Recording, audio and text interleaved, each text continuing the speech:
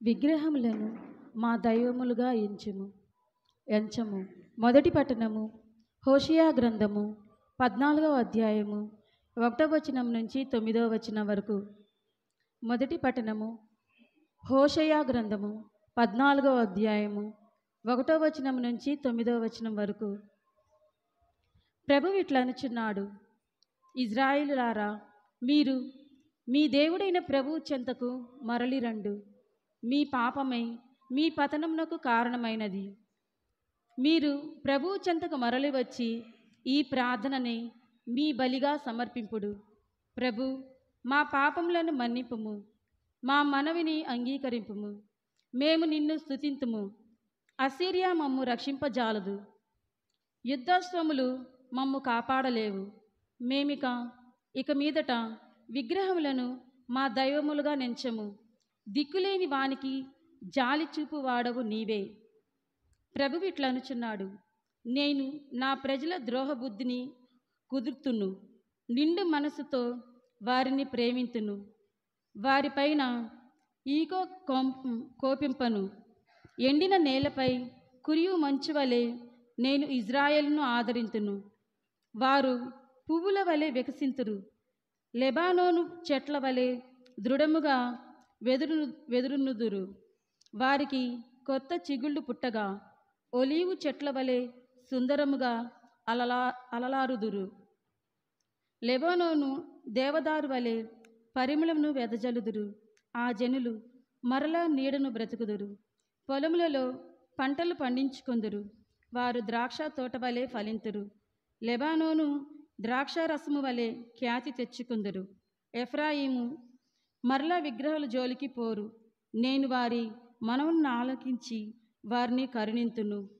ఎల్లప్పుడూ పచ్చగా నుండి చెట్టు వలె వారికి నీడనిత్తును.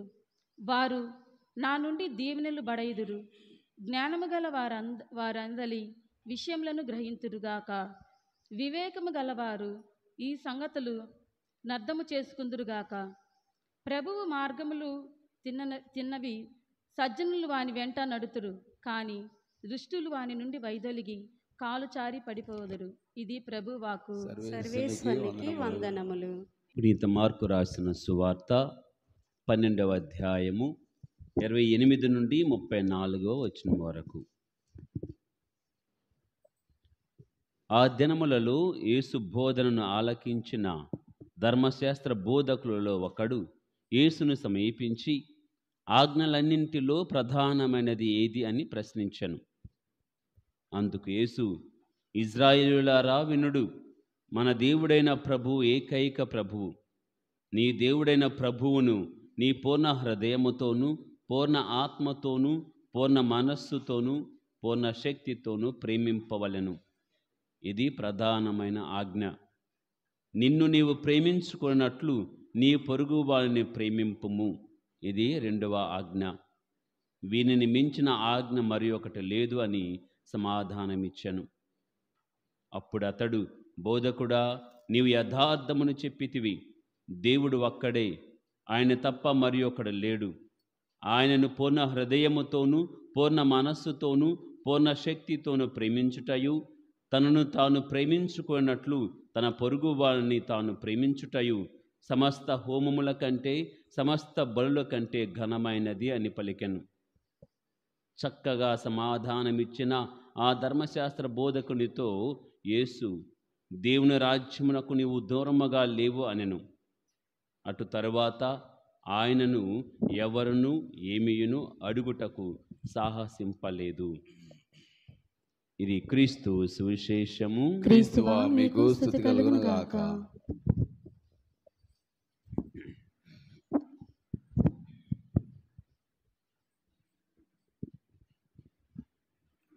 Praise the Lord. Praise the Lord. Praise the Lord. Praise the Lord. Praise the Lord.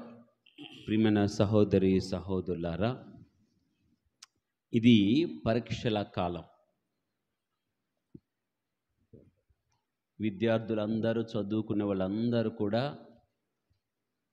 ఒక ఫార్మెట్ ఫాలో అవుతారు, ఒక క్రమాన్ని ఫాలో అవుతారు. సాధారణమైన ప్రశ్న, ఇంపార్టెంట్ ఇది, వెరీ ఇంపార్టెంట్. మామూలుగా అయితే అన్నీ మంచివే, కానీ అందులో ఎగ్జామ్కి వచ్చేవి ఏమిటి ఇంపార్టెంట్ అని రాసుకుంటారు. అక్కడ ఖచ్చితంగా చదవాలి. దాని ప్రక్కన ఇంకొక లైన్లో ఏముంటుంది? Very important.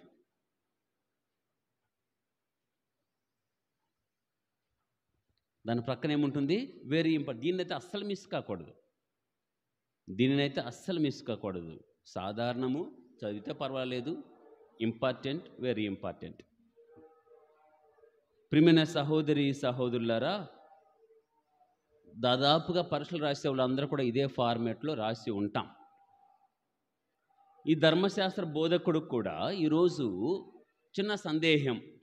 10 ఆజ్ఞలు, దానికి వివరణగా విధి విధానాలుగా దాదాపుగా 614 పైన ఈ క్రమాలు ఉన్నాయి, ఆజ్ఞలు ఉన్నాయి. వీటిల్లో ఏది పాటించాలో తెలియదు. 10 ఆజ్ఞలు అంటామా, ఖచ్చితంగా పాటించాలి. కానీ మిగతావన్నీ ఉన్నాయే వివరణగా వచ్చినవి.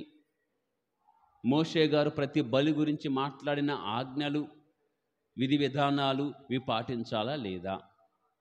అన్నీ పాటించాలంటే కుదరదు. 10 ఆజ్ఞలు పాటించి నేను పవిత్రంగా ఉన్నానన్న వాళ్ళు ఒక్కళ్ళు కూడా లేరు. అలాంటిది 600 ఆజ్ఞలు పాటించటం అంటే అది అసాధ్యము కాని పని. కావున ఈ ధర్మశాస్త్ర బోధకుడు వచ్చి, అయ్యా నేను అంతా చదివాను, బైబిల్ మొత్తం పఠించాను, ధర్మశాస్త్రాల ఆజ్ఞలన్నీ చదివాను, మైండ్ పోతుంది, ఇంపార్టెంట్ చెప్పవా? వెరీ ఇంపార్టెంట్ ఉంటాయి కదా, అవి చెప్పు, అవి పాటిస్తే నేను మోక్షానికి వెళ్తానేమో, అవి మాత్రమే చెప్పాయా అన్నాడు. ప్రియమైన సహోదరి సహోదరులరా, విద్యార్థులు 2 రకాలు ఉంటారు.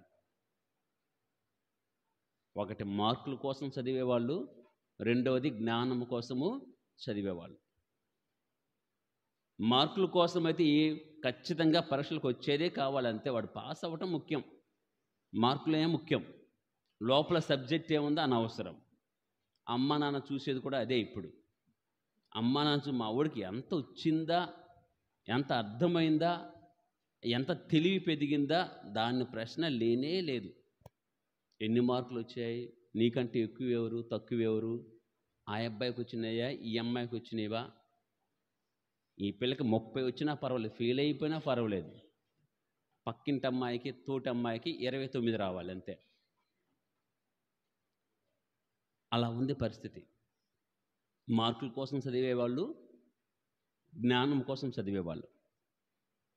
ఈ ధర్మశాస్త్ర బోధకుడు మార్కుల కోసం చదువుతున్నాడా, జ్ఞానం కోసం చదువుతున్నాడా అని ఒకసారి ఆలోచన చేస్తే, ఈయన మార్కుల కోసం చదివిన వ్యక్తి కాదు, ఏదో పాటించాలి కాబట్టి పాటించే వ్యక్తి కాదు, ఏదో అడగాలి కాబట్టి అడిగిన వ్యక్తి కాదు.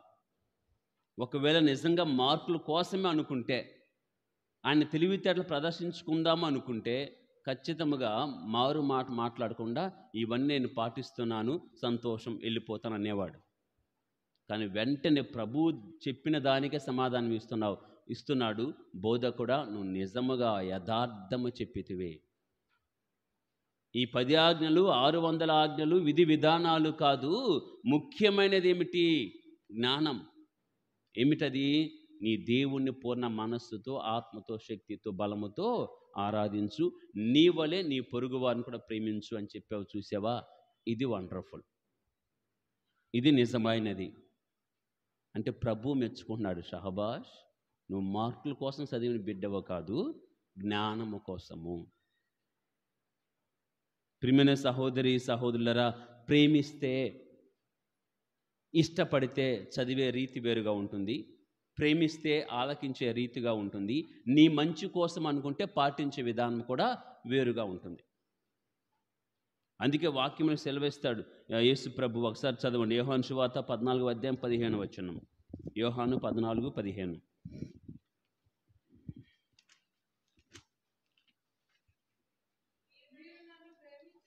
మీరు నన్ను ప్రేమించినచో నా ఆజ్ఞలను పాటింతురు. Praise the Lord, praise the Lord. ఈ 10 ఆజ్ఞలు ఉన్నాయి, తర్వాత ఆజ్ఞలు ఉన్నాయి. కొంతమంది బలవంతముగా పాటిస్తారు, తప్పదు కదా అని పాటిస్తారు. కానీ ప్రభు ఏమంటున్నాడంటే, ప్రేమిస్తే పాటించు చాలు. పాటించే విధానంలో కూడా ప్రేమను చూపించు చాలు అంటున్నాడు. కష్టంతో అయితే అస్సలు వద్దు. కొంతమంది ఏమనుకుంటారు, ఈ ఒక సలహా ఇచ్చినప్పుడు నా మంచి కోసమని స్వీకరించి పాటించే వాళ్ళు ఉంటారు. కొంతమంది మేము చేయకపోతే ఏమైపోతుందో, ఏదో చెప్పాడు కదా, ఏదో చెప్పారుగా అమ్మ నాన్న, చేయకపోతే ఏమైపోతుందో అనే భయముతో ఆ యొక్క నెగిటివ్ ఫీలింగ్తో చేసేవాళ్ళు ఉన్నారు. అమ్మ చెప్పింది, నాన్న చెప్పారని ప్రేమతో చేసేవాళ్ళు ఉంటారు. ప్రియమైన సహోదరి సహోదరులరా, ఎఫెసీయులకు రాసిన లేఖలో 2వ అధ్యాయము 10వ వచనం. ఎఫెసీయులకు రాసిన లేఖ 2వ అధ్యాయము 10వ వచనం. మనము దేవుని పనితనం మూలముగా క్రీస్తు యేసు ద్వారా సత్కార్యము చేయు జీవితమునకై ఆయన మనలను సృజించెను. ఆయన అట్టి జీవితమును మన కొరకు సిద్ధపరిచే ఉండెను. ఆజ్ఞలు పాటిస్తే ఏ జీవితాన్ని సిద్ధపరిచాడో ఏమొస్తుందో. బాగా చదివితే ర్యాంకులు వస్తాయి, ఇంకా బాగా చదివితే ఫస్ట్ వస్తావు, ప్రైజులు వస్తాయి. అలానే ఈ ప్రేమించి నువ్వు పాటించే ఈ ఆజ్ఞలు, ప్రభు చెప్పే ఈ 2 ఆజ్ఞలు కూడా, దేవుణ్ణి ప్రేమించటము, మనిషిని ప్రేమించటం, ఈ 2 కూడా నువ్వు పాటిస్తే ఏమైపోతుందంటే ఆ లోకములో నీ మంచి కోసము ఏర్పాటు చేసిన ఆ లోకము, పరలోకములో నీకు ప్రస్తావన ఉంటుంది. ఇంకొక వాక్యం చదవండి, మార్కు సువార్త 10వ అధ్యాయం 29వ వచనం నుండి.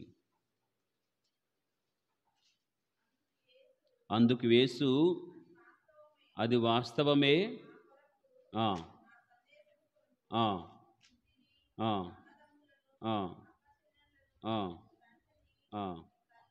అందరిని వదిలిపెట్టిన నిత్య జీవము నీకు ఇస్తాను. ప్రియమైన సహోదరి సహోదరులారా, వెంబడించమన్నాడు, ఇది ఒక ఆజ్ఞ. పాటించు అన్నారు, ఇది ఒక ఆజ్ఞ.